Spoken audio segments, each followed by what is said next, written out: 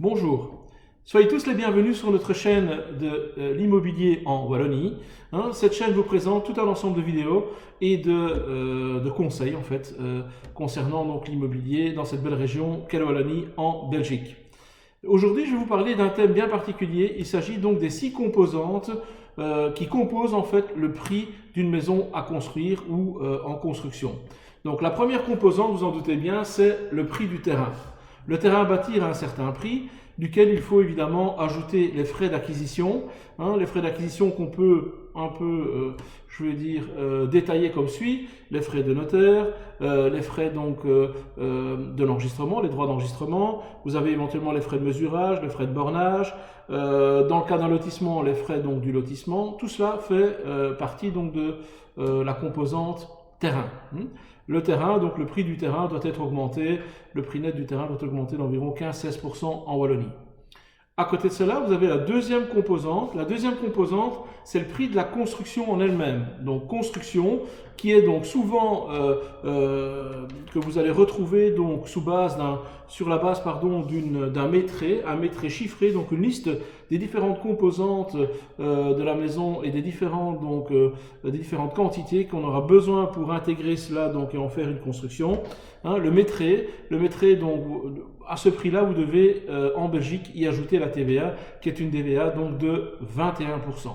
Donc après le terrain, la construction que vous allez retrouver donc sous la forme d'un métré, vous avez donc la troisième composante du prix, c'est ce que nous appelons donc les frais indirects. Les frais indirects, ce sont toutes les composantes de tout ce qui est travaux plutôt donc d'études et de contrôle. Vous allez retrouver donc les frais d'architecte qui peuvent varier si vous allez d'un clé sur porte vers 4,5-5% jusqu'à 7-8%. Tout dépend évidemment de la mission que vous allez donner à votre architecte. La deuxième composante, ce sont donc les frais pour le coordinateur de sécurité. Là, vous en trouvez éventuellement à différents prix. Tout dépend évidemment aussi de la mission que vous lui donnez. Le troisième, c'est le coordinateur PEB, ou en tout cas l'examinateur PEB, qui va vous accompagner depuis le début du permis de bâtir jusqu'à la fin, et qui va également effectuer des missions de contrôle. Vous pouvez éventuellement encore avoir un ingénieur en stabilité. Si le bâtiment a besoin d'une étude de stabilité, vu sa complexité ou vu l'étude de sol, vous pourriez en avoir évidemment aussi besoin. Donc ça, c'est la troisième composante, c'est ce que j'appelle les frais indirects. La quatrième composante, ce sont les frais de raccordement. Une fois que la maison est construite, une fois que la maison est bien sur sa parcelle, il faut raccorder donc la maison à l'égout, à l'eau, au gaz, si le gaz de ville passe évidemment dans la rue, à l'électricité, mais également donc au téléphone, internet, etc. Donc tout ça a un coût. Je l'estime en Belgique à plus ou moins entre 4 et 5 000 euros hors TVA. Tout dépend évidemment de la commune et du type de raccordement qui est à faire, et évidemment donc aussi de la distance de la maison par rapport à la rue. Enfin bref, il y a pas mal de choses qui interviennent, mais prenez ça comme moyenne.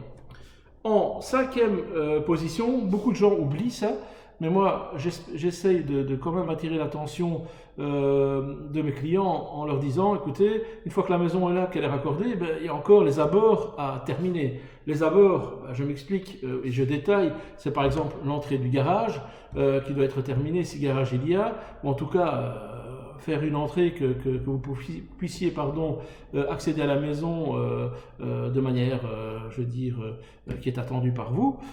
Vous allez éventuellement placer une terrasse à l'arrière, vous allez éventuellement aussi clôturer votre terrain. Si vous mettez une clôture, vous allez peut-être mettre un portail de garage. Enfin bref, il y a tout un ensemble, aménager le jardin par exemple, donc y mettre une pelouse ou y mettre un aménagement particulier, un étang ou quoi que ce soit. Donc tout ça a un coût et il faut évidemment le prévoir dans le prix de votre construction.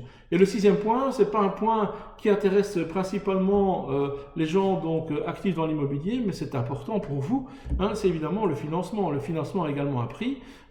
Si vous faites un prêt hypothécaire vis-à-vis, à l'aide d'une banque ou à l'aide d'un courtier en prêt hypothécaire, ben, cette personne va vous compter des frais pour votre dossier, va également donc devoir passer donc devant le notaire pour faire donc un acte notarié donc d'emprunt, hein, donc de crédit hypothécaire, et de ce fait là évidemment cela emporte des frais qui peuvent varier selon moi entre 3 000 et 5 000 euros, tout dépend évidemment le montant que vous empruntez.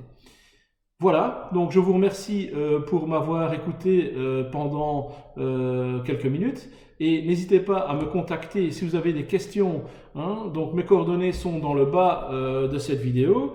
Je vous remercie de tout cœur pour votre attention et je vous dirai à bientôt pour d'autres vidéos. Merci, à bientôt.